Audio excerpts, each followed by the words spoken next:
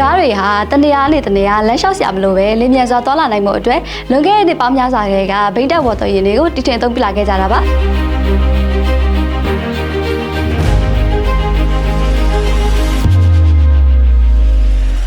စမုထုံးကားတဲ့ခေတ်ရောက်မှာတော့စစ်တပ်မော်တော်ယာဉ်တွေကိုတည်ထင်ခဲ့ကြရုံမဟုတ်ပဲနဲ့တက်တောင့်တက်တာဖြစ်စေကိုပါထည့်သွင်းစဉ်းစားပြီးတော့နောက်ဆုံးစိတ်ခံကားတွေကိုပါကုမ္ပဏီတွေကတစ်နှစ်ထက်တစ်နှစ်အပြိုင်ဆိုင်ထုတ်လုပ်လာကြပါတယ်ဒီနေ့ပြပြပေးသွားမယ့်အကြောင်းအရာကတော့2025ရဲ့ကမ္ဘာ့ဈေးကြီးဆုံးကားများအကြောင်းပဲဖြစ်ပါတယ်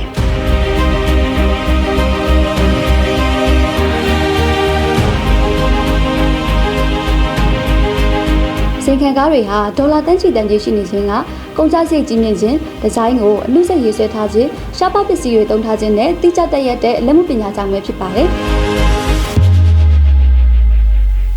ရှားပါမော်ဒယ်ကားများနဲ့စိန်ခံကားများကို UAE နိုင်ငံကဒူဘိုင်းနဲ့အဘူဒါဘီတို့မှာမကြာခဏဆိုသလိုတွေ့ရလေ့ရှိပြီးဒီနိုင်ငံဟာဈေးကြီးဆုံးကားတွေတည်ရှိတဲ့နေရာအဖြစ်ဆက်လက်တည်ရှိနေပါတယ်နံပါတ်1 Rolls-Royce Royce ဒီ Rolls-Royce ကားကကမ္ဘာဈေးကြီးဆုံးကားဖြစ်ပြီးတန်ကြေးအဖြစ်ဒေါ်လာ30ရှိပါတယ်။နေရာစီအမိုးဖွင့်ကားဖြစ်ပြီးတည်တင်ဖန်တီးမှုအချိန်2နှစ်နီးပါးနဲ့လက်မှုပညာဖန်တီးမှု6လကျော်အချိန်ယူခဲ့ရပါတယ်။ 6.75 လီတာ V12 Twin Turbo အင်ဂျင်မျိုးစားဖြစ်ပြီးအမြင့်ဆုံးအရှိန်တနာရီကို150ကီလိုမီတာမောင်းနှင်နိုင်မှာဖြစ်ကာကားဆဆထွက်ခြင်းကနေကီလိုမီတာ100အထိအမြန်နှုန်းရနိုင်ဖို့5စက္ကန့်သာကြာမြင့်မယ်လို့ဖော်ပြထားပါတယ်။ဒီစိတ်ခံကားက Limited Edition ဖြစ်ပြီးလေးစီးတာထုတ်လုပ်ထားတယ်လို့သိရပါတယ်။နံပါတ်2 Rolls-Royce Sportage နံပါတ်2နေရာမှာရပ်တည်နေတာကလည်း Rolls-Royce ကားပဲဖြစ်ပြီးဒီကားရဲ့တန်ကြေးကဒေါ်လာ28တန်ရှိပါတယ်။ဒီ Rolls-Royce Sportage ကို1920-1930ကရွက်လီများကိုပုံတူယူပြီးရေးဆွဲထားတာဖြစ်ပါတယ်။ကားရဲ့နောက်ဖုံးကိုဖွင့်လိုက်တာနဲ့လက်ပြပုံစံပွင့်လာပြီးကော်တေးစပွဲများပါရှိတဲ့ Hosting ပါဝင်ပါတယ်။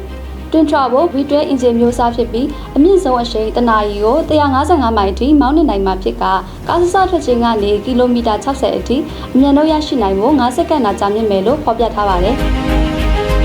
နံပါတ်3ကတော့ Bugatti Chiron ဖြစ်ပြီးဒေါ်လာ18.8 တန်တန်ကြေးရှိပါတယ်။နေရာစီအမျိုးအစားဖြစ်ပြီး Quad Turbo Chat W60 8.0 လီတာအင်ဂျင်မျိုးစားကိုအသုံးပြုထားပါတယ်။အမြင့်ဆုံးအရှိန်တနာရီကို162ပိုင်အထိမောင်းနှင်နိုင်မှာဖြစ်ကကားဆဆထွက်ခြင်းကနေကီလိုမီတာ100အထိအမြန်နှုန်းရရှိနိုင်ဖို့ 2.4 စက္ကန့်သာကြာမြင့်မယ်လို့ဖော်ပြထားပါတယ်။ Bugatti ရဲ့ Electric Chiron ဟာ1936-1938ကထုတ်လုပ်ခဲ့တဲ့ Type 57 SC Atlantic ကိုဂုဏ်ပြုပြီးတော့ထုတ်လုပ်ထားတယ်လို့ဆိုပါတယ်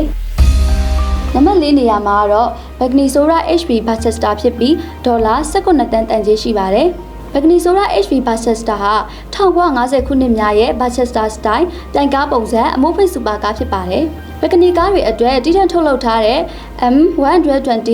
V12 အင်ဂျင်ကို Mercedes AMG မှာထုတ်လုပ်ထားပြီး 6-speed manual gear နဲ့တွဲဖက်ထားပါတယ်။အလေးချိန်ကတော့1150ကီလိုဂရမ်သာရှိပြီးအမြင့်ဆုံးအရှိန်တနာရီကို123မိုင်အထိမောင်းနှင်နိုင်မှာဖြစ်ကကားဆဆထွက်ခြင်းကနေကီလိုမီတာ100အထိအမြန်နှုန်းရရှိနိုင်မှု 3.1 စက္ကန့်သာကြာမြင့်မယ်လို့ဖော်ပြထားပါတယ်။နံပါတ်5နေရာမှာတော့ Rolls-Royce ကပြန်ပါလာပါပြီ။ Rolls-Royce Sportage ကဖြစ်ပြီးဒေါ်လာ73တန်တန်ကြေးရှိပါတယ်။ Rolls-Royce Sportage ရဲ့အမိုးကိုမန်နာနဲ့ပြုလုပ်ထားတာကြောင့်အတွင်းပိုင်းကိုတဘာဝအလင်းရောင်အပြေးအဝရရှိစေမှာဖြစ်ပါတယ်။ 6.8 လီတာ V12 အင်ဂျင်ကိုတက်ဆင်ထားပြီးအမြန်ဆုံးအရှိန်တနာရီကို150မိုင်အထိမောင်းနှင်နိုင်မှာဖြစ်ကကားဆဆထွက်ခြင်းကနေတနာရီကိုမိုင်60အထိအမြန်နှုန်းရရှိနိုင်မှု 5.6 စက္ကန့်သာကြာမြင့်မယ်လို့ဖော်ပြထားပါတယ်။နံပါတ်6နေရာမှာတော့ Bugatti Chiron ကြီးဒေါ်လာ9တန်နံပါတ်9နေရာမှာတော့ Mercedes Maybach XLR ဒေါ်လာ8တန်နံပါတ်10နေရာမှာတော့ Pagani Huayra Corolla ကဒေါ်လာ9တန်နံပါတ်9နေရာမှာတော့ Pagani Huayra Imola Roadster ဒေါ်လာ6တန်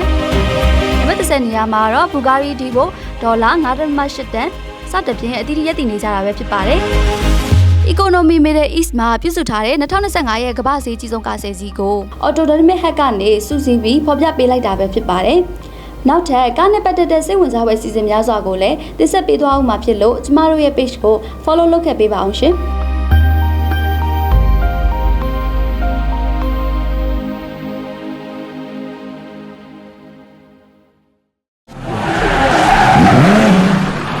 Autodynamic Hack